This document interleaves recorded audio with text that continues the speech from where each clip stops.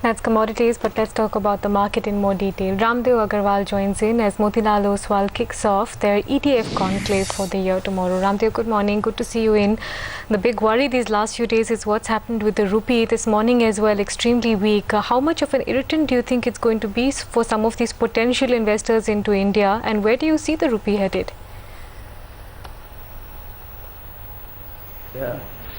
I think rupee is kind of moving in 5 rupees band from 50 to 55, now 55 to 60.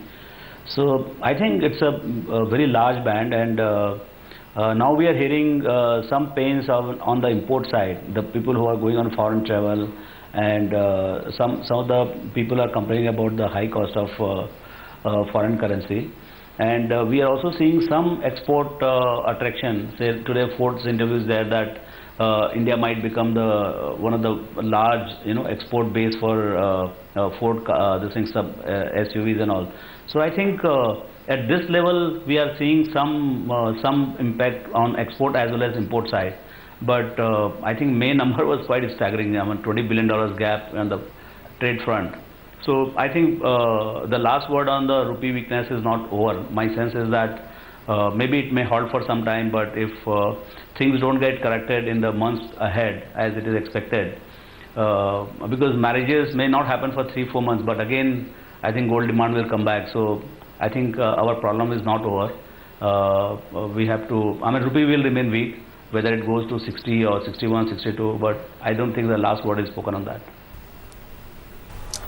What sense do you expect to hear or get, Ramdev, from the ETF conference in terms of global flows? Because for the first time, there's a bit of a question mark on that, given what is going on in the West in terms of liquidity creation. What's the sense you're getting from this conference on that? Yeah, so this conference is about popularizing ETFs in India, which is particularly ETFs for buying stocks, and as we know, per se the stock market is not that popular. ETFs have became very popular for the gold purchase in India, and that's the biggest segment of ETF right now. But globally, like last year, almost $100 billion flew into worldwide ETFs, and we know that in India itself, a lot of ETF money came into by FI. So I think the expectation is still positive, particularly from the pension funds and large passive investors from the world into India, because they are trying to correct their allocations into India. So it is expected that this ETF route would broadly continue. What do you make of this dichotomy, Ramdev? Every analyst over the last few months has been saying that this is not a macro top-down market. The only way you can make money is by stock selection in an otherwise range-bound market. Yet the investment style globally for many fund managers is moving, or many investors is moving towards the passive vehicles like ETF rather than actively managed funds. How do you align these two contrasting kind of trends?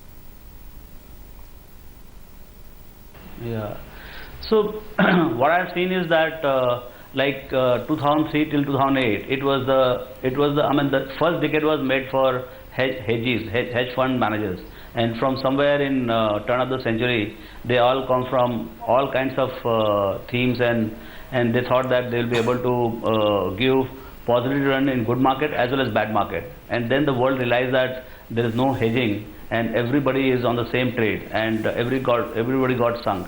So the whole promise of most of the hedge funds, I'm not talking about all, but most of them, the new breed of it, that didn't turn out to be right. So now people are going back to asking whether we should go back to active or whether we should go to at least passive, where you don't have to depend on any fund manager per se.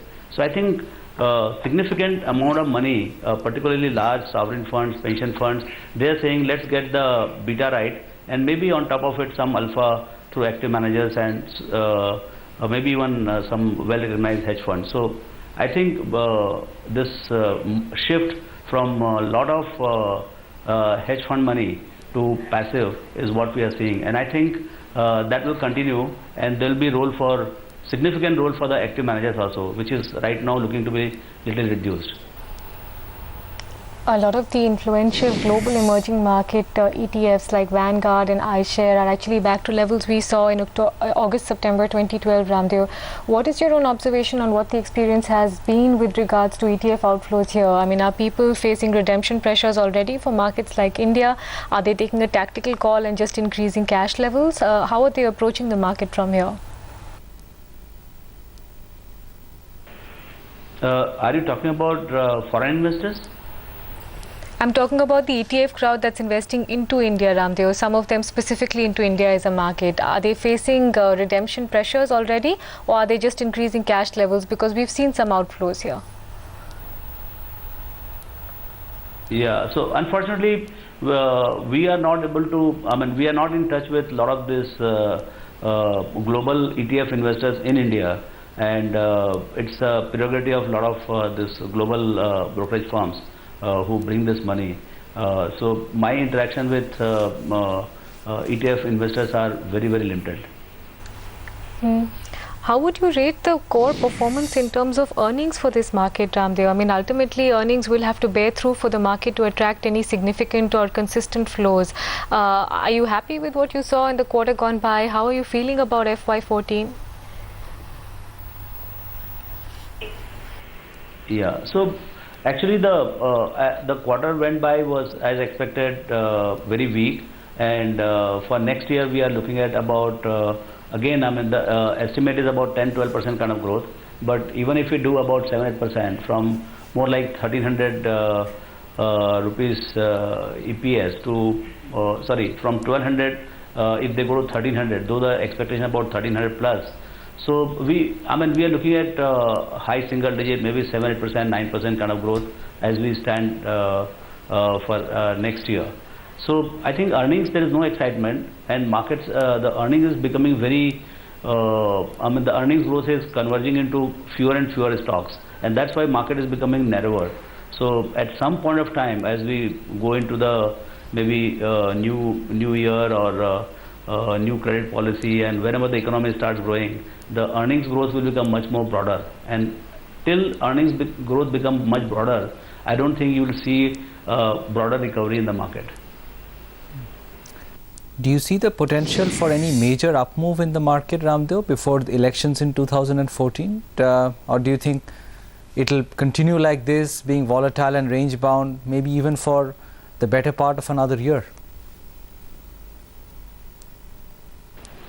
Udyan, there are two developments which are positive in character and one negative, which is rupee. And I think bulk of the rupee problem is, my sense it is done, and maybe some more 2-3 rupees could be in offing. But I think two major positives are, one, good monsoon, very good, brilliant monsoon in where we started with, and if it continues, so it will have its own salutary effect in terms of lower inflation and better productivity of food grains and everything.